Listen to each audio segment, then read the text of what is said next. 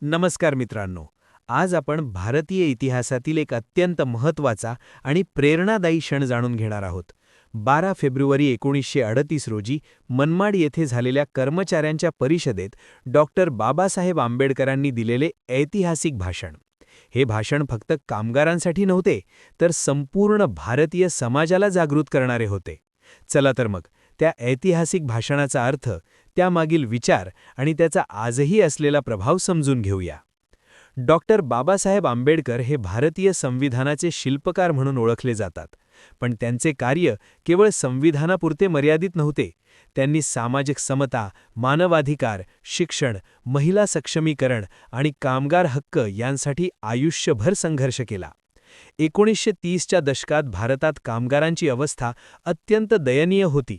British राजवटीत कारखाने, railway, खाणी आणि विविध उद्योगांमध्ये काम करणारे कर्मचारी कमी वेतन, दीर्घ कामाचे तास आणि असुरक्षित परिस्थितीत काम करत होते. त्यांच्याकडे कोणतेही हक्क नव्हते आणि त्यांच्या आवाजाला फारशी किंमत दिली जात नव्हती. याच पार्श्वभूमीवर 12 फेब्रुवारी 1938 रोजी मनमाड येथे कर्मचाऱ्यांची परिषद आयोजित करण्यात आली होती. मनमाड हे त्या काळात रेल्वेचे महत्त्वाचे केंद्र होते आणि येथे मोठ्या संख्येने रेल्वे कर्मचारी कार्यरत होते. या परिषदेत बाबासाहेब आंबेडकरांनी कामगारांना उद्देशून एक प्रेरणादायी आणि विचारप्रवर्तक भाषण केले.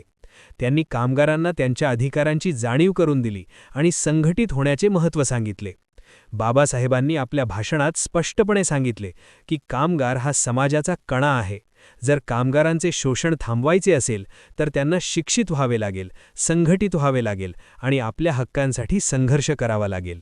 त्यांनी कामगारांना अंधश्रद्धा, जातीव्यवस्था आणि सामाजिक अन्यायाविरुद्ध लढण्याचे आवाहन केले. बाबासाहेबांचे मत होते की आर्थिक स्वातंत्र्याशिवाय सामाजिक स्वातंत्र्य अपूर्ण आहे.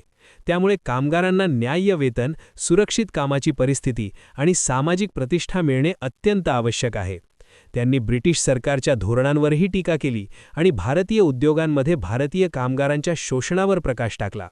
बाबासाहेबांनी सांगितले की केवळ राजकीय स्वातंत्र्य मिळवून उपयोग नाही, जर सामान्य माणसाचे जीवनमान सुधारले नाही.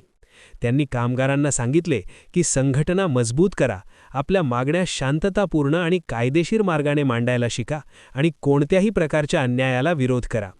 या भाषणात बाबासाहेबांनी शिक्षणाचे महत्त्व विशेषतः अधोरेखित केले. त्यांनी म्हटले की शिक्षण हेच समाज परिवर्तनाचे सर्वात मोठे शस्त्र आहे. शिक्षित कामगारच आपल्या अधिकारांसाठी योग्य प्रकारे लढू शकतो.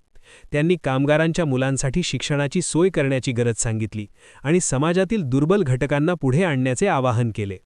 मनमाड येथील हे भाषण अत्यंत प्रभावी ठरले. यामुळे कामगारांमध्ये जागृती निर्माण झाली आणि अनेक कामगार संघटना अधिक सक्रिय झाल्या. बाबासाहेबांच्या विचारांमुळे भारतातील कामगार चळवळीला नवे बळ मिळाले. पुढे स्वातंत्र्यानंतर भारतीय संविधानात कामगारांच्या हक्कांना महत्त्वाचे स्थान देण्यात आले. यामागे बाबासाहेबांचे विचार आणि कार्य मोठ्या प्रमाणावर कारणीभूत होते. आजही बाबासाहेबांचे हे भाषण आपल्याला शिकवते की कोणत्याही समाजाची प्रगती तेव्हाच शक्य आहे जेव्हा त्या समाजातील सर्व घटकांना समान अधिकार आणि संधी मिळतात. कामगार हा समाजाचा पाया आहे आणि त्याचे सशक्तीकरण म्हणजे संपूर्ण राष्ट्राचे सशक्तीकरण. बाबासाहेबांनी दिलेला संदेश आजच्या तरुणांसाठी, कामगारांसाठी आणि प्रत्येक नागरिकासाठी प्रेरणादायी आहे. मित्रांनो, 12 फेब्रुवारी 1938 रोजी मनमाड येथे दिलेले डॉक्टर बाबासाहेब आंबेडकरांचे भाषण हे केवळ त्या काळापुरते मर्यादित नव्हते, तर आजही ते आपल्याला समानता, शिक्षण आणि संघर्षाची प्रेरणा देते. जर तुम्हाला ही माहिती उपयुक्त वाटली असेल तर व्हिडिओला लाईक करा, चॅनलला सबस्क्राईब करा आणि हा व्हिडिओ आपल्या मित्रांसोबत शेअर करा. अशाच प्रेरणादायी इतिहासाच्या कथा जाणून घेण्यासाठी आमच्या चॅनलसोबत जोडलेले रहा. जय भीम.